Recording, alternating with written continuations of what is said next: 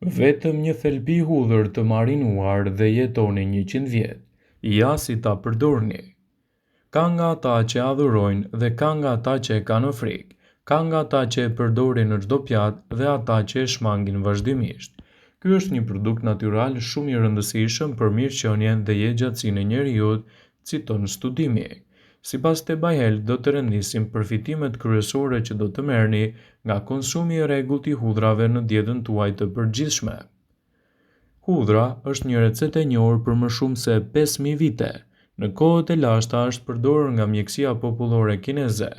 Edhe gjyshet tona e kanë përdorur gjithmonë në recetat e gatimeve. Para se të fillojmë, bëni një like videos dhe ju lutem klikoni subscribe. Do të na ndihmonit shumë. Cucina.it shkruan se hudra është një ushqim i pasur prej të cilit mund të përfitojë shumë organizmi juaj. Por sa hudhër duhet të hani për të qenë të shëndetshëm? Hudra ka kaq shumë përfitime sa që mund të kthehet në një aleat të vërtet në mbrojtjen e organizmit tuaj në betejën kundër komplikacioneve. Ajo ndihmon në uljen e niveleve të kolesterolit të keq për të hodhuar gjakun dhe është një antibakterial natyral i fuqishëm. Ajo lufton simptomat e gripit dhe është një antibiotik kundër infeksioneve kërpullore. Mund të ndihmojë në sajt të funksionit të saj për të pastruar edhe lidhur me problemet e veshkat ose edhe gjithashtu me fshikëzën tuaj urinare. Nëse keni dhimbje koke, dhimbje dhëmbi ose nervozizëm, hudra është ajo që ju duhet më shpesh në dietën tuaj. Dhe kjo është edhe më e dobishme për njerëzit të cilët vuajnë kryesisht nga shqetësimet e anemisë. Është e pasur gjithashtu me squfur, me sulfur dhe me minerale të tjera të kaliumit dhe të zinkut. Gjithashtu ka edhe vitaminën B dhe vitaminën C, shumë të rëndësishme këto në përditshmërinë tuaj, citojnë ekspertët. Hudra është shumë e efektshme në betejën kundër plakës së qelizave dhe mund të parandalojë gjithashtu edhe komplikacionet e shëndetit. Nëse konsumoni të paktën një thelbi hudhër çdo ditë, do të merrni përfitimet kryesore të saj për mbrojtjen e shëndetit tuaj. Doza më e mirë për të marrë çdo ditë është rreth 4 gram hudhër, e barazvlefshme me një thelbi. Gjithashtu mënyra më e mirë për ta marrë këtë është me anë të recetave të thjeshta me hudhër. Përbërësit aktiv në hudhër ruhen nëse ju e konsumoni të freskët, por që ju të mos bezdiseni shumë nga aroma e fortë e saj. Ka edhe mënyra të ndryshme duke e kombinuar me majdanos të freskët ose ta shtypni pas një vakti. Kështu do të largoni aromën e saj. Ju mund të konsumoni gjithashtu edhe hudhrën e marinuar. Përgatitja e hudhrës së marinuar ju ofron një mënyrë për ta konsumuar atë në ushqim dhe një shije delikate dhe të lehtë për t'u tretur. Ja se si. Hidhni në një tigan 350 ml uthull të bardhë dhe 350 ml verë të bardhë. Pak karafil, gjethe dafine, piper, krip dhe sheqer, nga një lugë gjedhe. I lini të zjenj. Pastaj shtoni hudhrën duke lënë që të gatuhet për 1 minutë. Mbushni disa kavanoza të vegjël qelçi me hudhër dhe shtoni përzierjen. Mbyllni kavanozat, i lini ato me kokë poshtë për të krijuar vakum dhe i lini të ftohen në errësirë.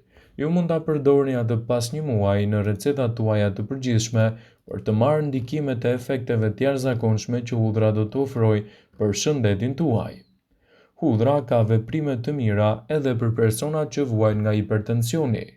Për këtë do të mjaftonte të hanit hudhër vazhdimisht 1 ose 2 thelbin çdo ditë, por nuk rekomandohet që hudra të përdoret nga njerëzit që kanë tensionin e ulët, pasi mund të përkeqësojë çështjet tuaja shëndetësore.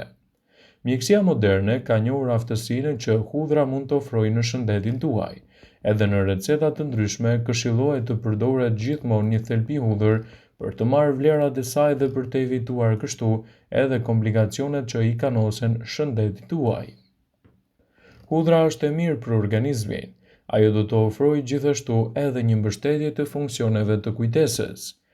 SAC, një përbërës bioaktiv që gjendet te hudra, sipas një numri studimesh është treguar se mbron qelizat neurone kundër toksicitetit beta-amiloid dhe apoptazës. Kjo ndihmon në mbrojtjen kundër disa komplikacioneve siç është reduktimi në rrezikut të demencës dhe problemeve të Alzheimerit. Hudhra mund të shtohet në një numër ushqimesh të papërpunuara, në sallata, në bukë të thekur, madje edhe mbi pasta. Gjithashtu ekspertët këshillojnë konsumin e saj deri në 4 gram në ditë. Por çdo konsum i hudhrës do t'jap përfitime shëndetësore, por vetëm konsumi i tepërt i saj mund të kthehet në një dëm për shëndetin. Në përgjithësi, konsumi i rregullt i hudhrës së papërpunuar është krejtësisht i sigurt, por ata që kanë probleme me sasinë e tepërt të saj mund të përjetojnë efekte anësore. Disa efekte anësore më pak të rënda janë thartira, diarreja, era e gojës, por këto efekte anësore mund të jenë të rënda te personat të cilët kanë edhe tension të ulët dhe konsumojnë atë përtej normës së lejuar. Hudhra është një bimë fantastike që mund t'japë dobi të mira për shëndetin tuaj, dhe përdorimet e saj në mënyrë të rregullt do ta kthejnë atë në një zgjidhje fantastike për mbrojtjen e shëndetit kundër këtyre komplikacioneve. Hudhra ofron një sër vlerash dhe përfitimesh të mëdha për shëndetin e njeriut. Ndonse vendi ynë nuk e eksporton hudhrën, shumë fermer nga veriu në jug mbjellin sasi të vogla të hudhrës, qoftë edhe për përdorime personale ose edhe për tregun vendas. Përpos paraqitjes së saj, hudhra shqiptare mund të jetë e vogël nga përmasat, por është e pasur gjithashtu me vetritë e saj ushqyese dhe mund të cilësohet një zgjidhje mjaft e mirë për mbrojtjen e organizmit në betejën kundër këtyre komplikacioneve. Në këtë video, sipas Teptuel, do të rendisim disa nga përfitimet kryesore që do të marrë shëndeti juaj nga konsumi i hudrave në mënyrë të rregullt. Ato përmirësojnë sistemin imunitar. Studimet klinike të kryera në Shtetet e Bashkuara kanë treguar se hudhra mund të jetë një zgjidhje shumë e mirë kundër qelizave të dëmshme. Një studim i kryer në Shtetet e Bashkuara zbuloi se gratë të cilat konsumonin rregullisht hudhra, fruta dhe perime kishin 35% më pak rrezik që të prekeshin nga problemet e shëndetit të tyre dhe gjithashtu përmirësuan shëndetin në mënyrë të rregullt. Përdorimi i hudhrës në dietën tuaj është një mundësi e shkëlqyer për të mbajtur larg këto komplikacione dhe për të siguruar një shëndet më të mirë dhe një organizëm më të fuqishëm. Hudhra gjithashtu është një zgjidhje shumë e mirë edhe kundër problemeve inflamatore. Studimet të cilave u referohemi sipas Teptuel konfirmojnë se vaji esencial i hudhrës mund të luftojë inflamacionin. Nëse vuani nga inflamacionet ose dhimbjet e kyçeve ose të muskujve, mjafton që të fërkoni edhe atë me vaj hudhre dhe përsëri do të përmirësohet gjendja juaj. Shëndeti juaj i zemrës gjithashtu do të përfitojë nga konsumi i hudhrës. Studimet mbi rolin e hudhrës në uljen e kolesterolit vazhdojnë akoma.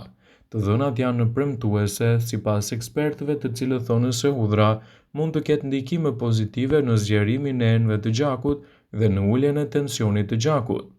Ekspertët vazhdimisht këshillojnë konsumin e hudhrës në mënyrë të rregullt për dietat tuaja.